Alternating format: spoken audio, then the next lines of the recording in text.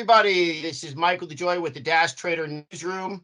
Jobless claims are on the rise as we go into next week's CPI number. Will the Fed pause as expected? My name is Michael DeJoy. I'm the Director of Educational Services here at Trader. I'm joined by my co-host, Jill Molandrino, Global Markets Reporter with NASDAQ. Jill, how are you? Good, doing well, thank you. Fantastic. Jill, always great to be here with you. So first-time jobless claims increase for the first time since, and we're at the highest rate now since last October. This is due to the Fed's raising of interest rates.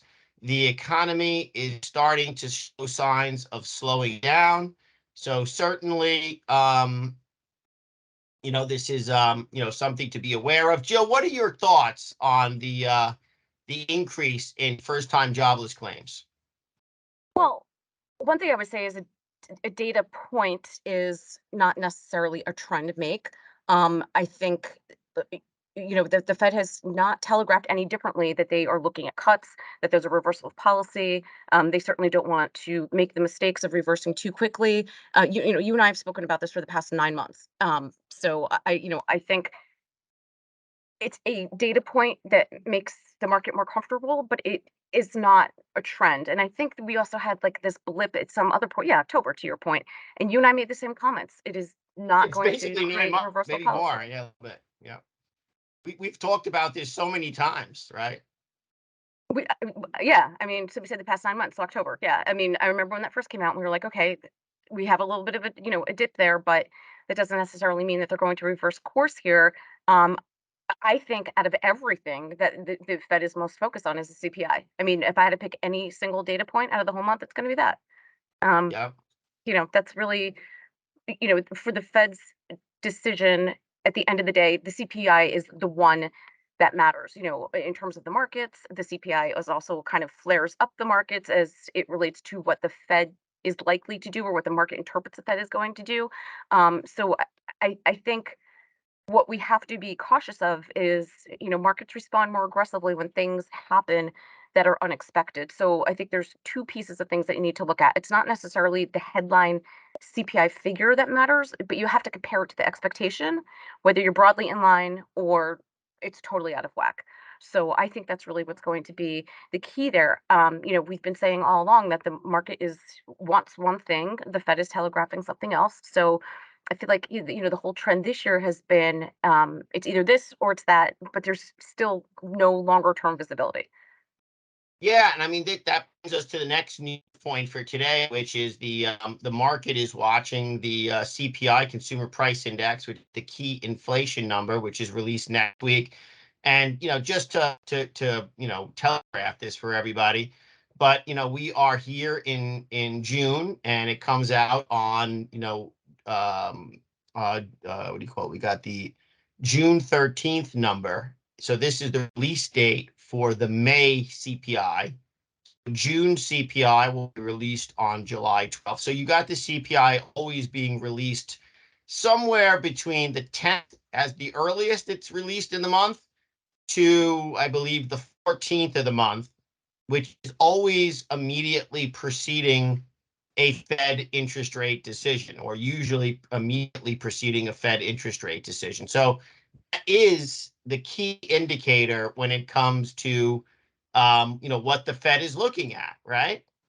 Mhm. Well, I And mean, and here. Oh, go ahead, Joe. I mean, we also have FOMC coming up as well.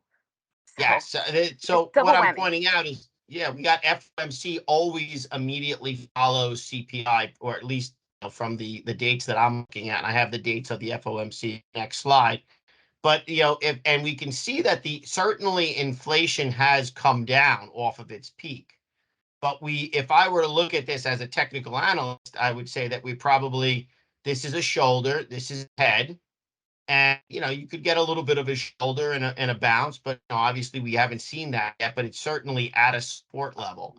So I don't know if it works that way, but most things when you chart them tend to work the same way. Um, so what are your thoughts on inflation overall, Jill? What do you feel that the inflation number, how the inflation number will come out? Anecdotally speaking, I don't think we'll see that much of a movement to the downside. It doesn't feel as if prices have corrected in any way. You're certainly not seeing it, from a consumer perspective. Yeah, Again, their target is 2%. It's not even going to be close. So yeah, I still think it's premature for any reversal of policy. And again, like we said with employment, one data point is not going to reverse policy, at the drop of a dime. So I think, without a doubt. Yeah. the market has to exercise some patience here. Absolutely. And even if they do pause for 1 month, I believe one of the Fed governors said that it would just be a pause for 1 month and it would not be a reversal. It would just be we skipped a month, something in the line of that. So that certainly is something to take into this. So traders and investors are waiting for the Federal Reserve's open market committee to announce interest rates next week. The Fed meeting is on. So we have the CPI coming out the 12th.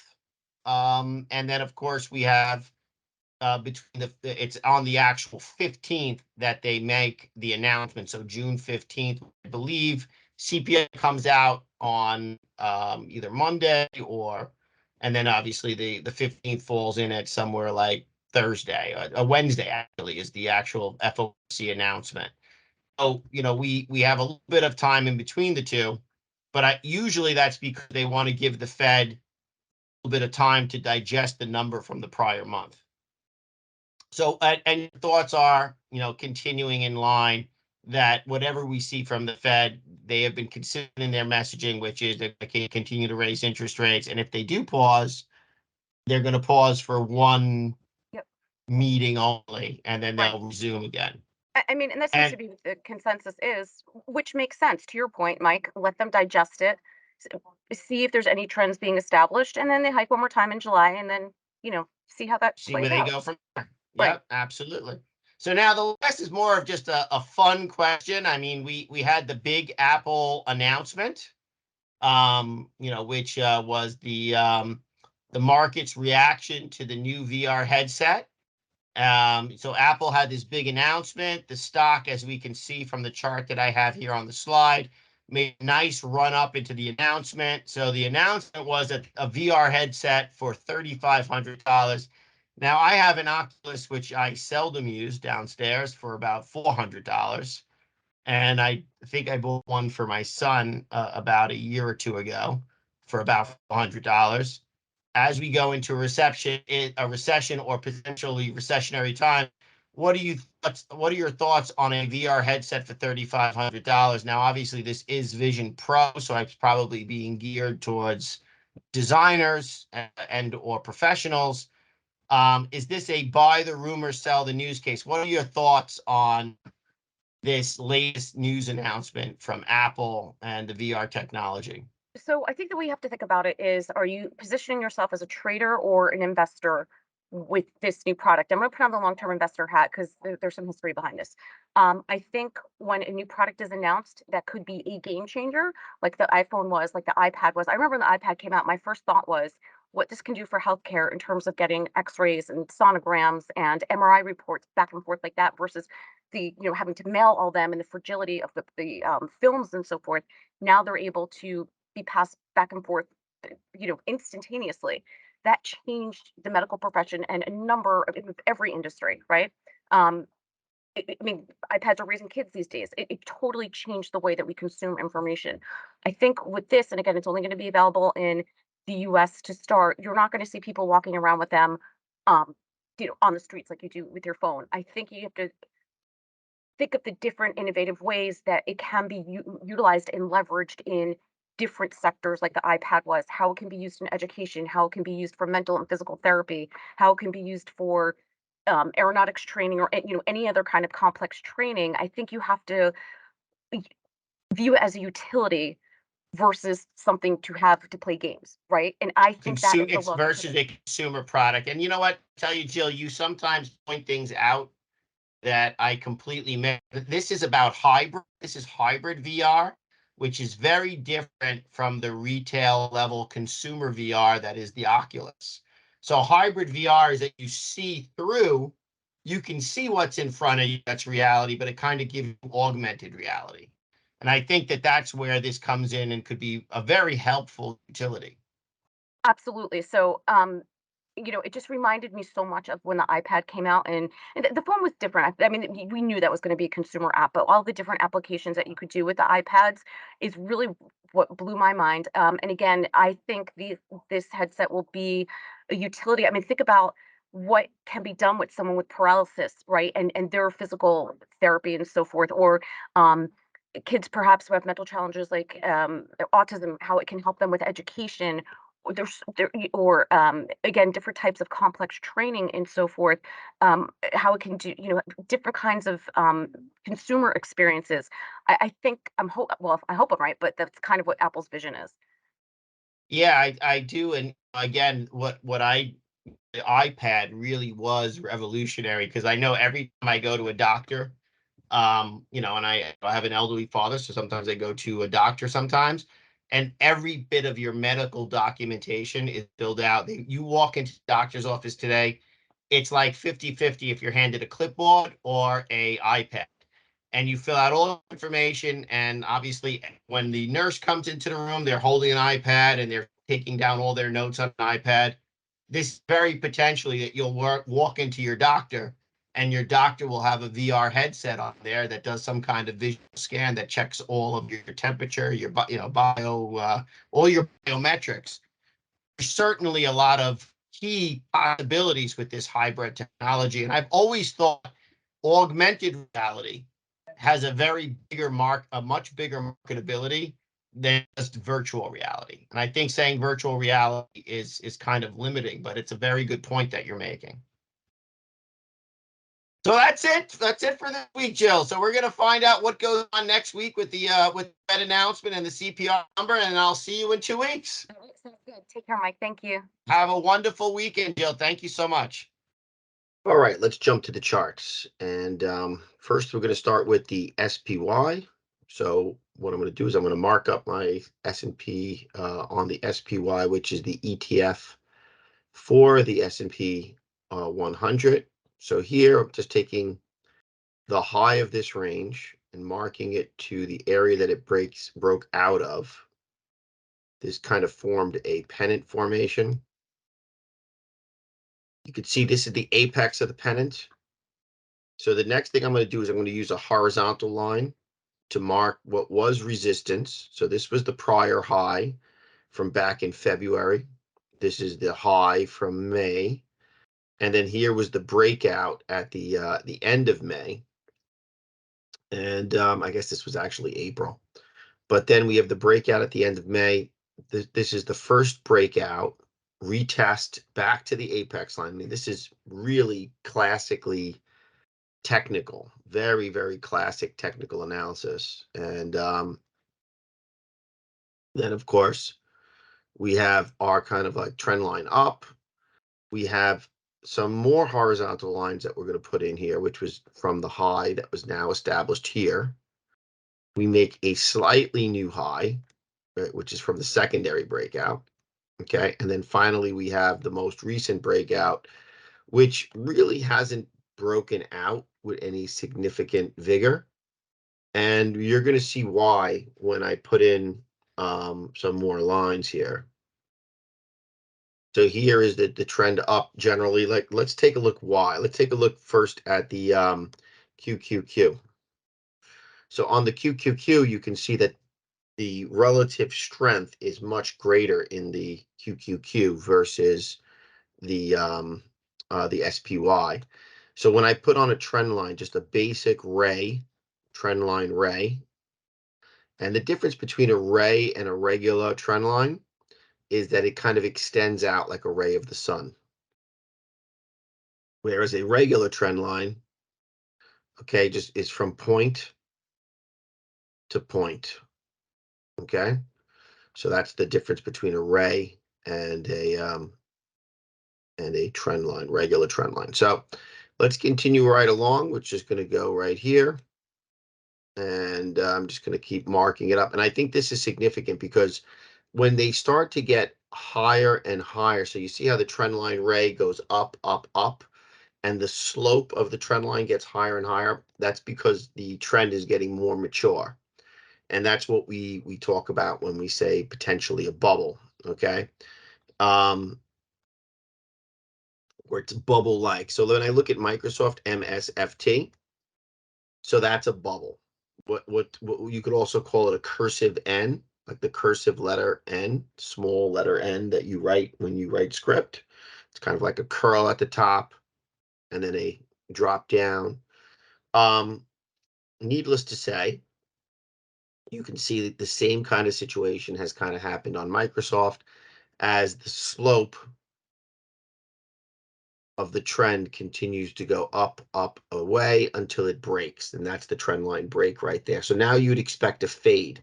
On the NASDAQ, we already had that fade, right? So the trend line broke, and then that latticed bar was the trend line fade. So there was the break of the trend line. Okay, now obviously you could also go further back. I just used it from the gap up, but you can clearly see that there was a trend line break. And then it fades down to the next trend line and then bounces off that next trend line on the break and fade. So the last one we want to look at is the DIA. On the DIA, what you can see is that we're not at all in a condition of relative strength in the markets. We are in a condition of sideways trend, choppiness, whatever you want to call it. So if we look at them 1, 2, 3, so we look at the SPY, up, but not massively up. The QQQ, which is technology, up, up and away. And then the DIA, which is sideways to choppy. You know, technology is getting the capital inflow. It's coming out of old name stocks. So if money starts to flow out of technology, this is called a bifurcated market. If money starts to flow out of technology, it's going to flow probably into industrials. Now, obviously, if we go into a recession or there's real big, recessionary concerns, money will just flow out completely. But more than likely, the rotation would be back to industrials. There's really not much to mark up on this chart because it's not really a trend line ray situation where you would use trend lines. It's more of a horizontal line situation. Probably only trend line that I could put on here is that to mark the range of this consolidation, but even this line is fairly flat. So I'll just use horizontal lines just to show you kind of the horizontal resistance levels that I would be concerned with, which is the high of the current move. And then, of course, we're going into the Fed meeting next week. We're looking for the CPI number prior to the Fed meeting. So these are the things that I'd keep an eye on. Now let's look at Apple because that's one that we talked about today. Here's Apple, so Apple is really leading technology higher. So here it'd be like ultimate support. This would be ultimate resistance. This is, major support, major resistance. And then here is the prevailing trend. The prevailing trend is just kind of up, up and away. And we're going higher. And, we've had a big pullback off that high. That was the announcement of the VI headset. Jill pointed out some great things that I hadn't thought about, that this is mainly a professional tool for that kind of augmented reality. So the price tag might not be so ridiculous as a professional tool, but certainly as a retail product, I would say it's out of the range of most retail people, especially considering the circumstances of the market, et cetera. But you can't look at just Apple alone. You got to look at Goog. Goog has already broke its trend line. Certainly, you'd look at Apple's competitor Meta, right? Because they also have a VR headset, and Meta hasn't broken its uptrend yet. The uptrend line is still intact. So this is the other thing that we always look at. We look at the uptrend line. So this is the prevailing uptrend line. We just got a green bar, so that would be a continuation of the uptrend. That was the continuation of the uptrend just prior to the save. That would be considered a save bar, possibly a buy setup. And that's for Meta. So we've looked at Apple, uptrend, Meta, still in an uptrend. Well, Meta, not this one. I don't know what that is. Meta still in an uptrend. MSFT, which already had a trend line break and fade, or a trend line break rather, not really so much of a fade. And then we've had Google, also kind of broke its kind of pattern, but not completely broken. but most of technology is showing some signs of faltering. And, if you go to something that's kind of old economy, Ford just had a nice run up, GM, GE, these GE, beautiful uptrend on GE. Really, really a nice uptrend there, going back some time as well. So a lot of stocks have kind of made this, 66 for GE to go from 66 to 106. That's kind of overbought conditions. Now, if you want to look at overbought and oversold, you can go into, if you have these indicators already saved, you could go to something. That's the load. Let's look for like the RSI and the CCI. There we go. So here's the CCI, and I'm just going to put it on the daily chart because the CCI works best on the daily. So CCI on GE is saying oversold and a divergence. Let's look at Apple. Oversold, a little bit less oversold now since it sold off. MSFT. I mean, now Apple is probably on the bounce back zone. It's oversold. Apple was overbought. GE was overbought. Let's take a look at Goog. Goog oversold, but was overbought. Okay. So the CCI measures how overbought or oversold. This is overbought. This is oversold. So the CCI is a good measure of that. And if you look at the general markets say, okay, we're kind of overbought on the SPY. If we look at the QQQ, a bit overbought. Now, that doesn't mean you can't go from overbought to even more overbought, but needless to say, let's jump back to the slides and wrap this up. So I want to invite everybody to a live training session at the NASDAQ market site with the closing bell ceremony. Train on site with me and attend a live closing bell ceremony on Monday, July 17th. Now, remember, seating is extremely limited. We are limited to 20 people at the NASDAQ. And so we have a very, very limited size group. We will be doing live training all day, and the schedule goes a little bit like this.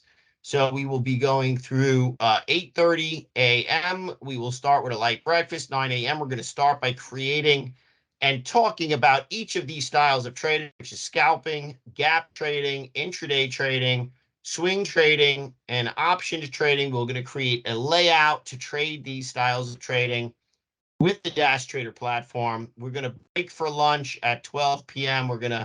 Lunch is on us. It's included in the program. I'm going to take you all out to lunch at some place in the area of Times Square. At 1 p.m., 1 p.m., 1:30, when we get back for lunch, we're going to be setting up hotkeys using the script editor and some of the advanced features on Dash Trader, configuring the trade signal, and certainly at 3:30, the NASDAQ closing bell ceremony.